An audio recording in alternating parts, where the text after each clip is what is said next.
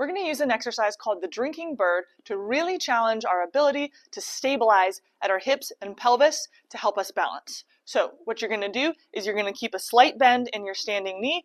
You're going to keep your back straight and your core engaged, and then you're just going to reach down and lift your non-standing leg as a counterweight behind you. You want to be as stable as you can. Don't let your pelvis twist or rotate or drop as you go.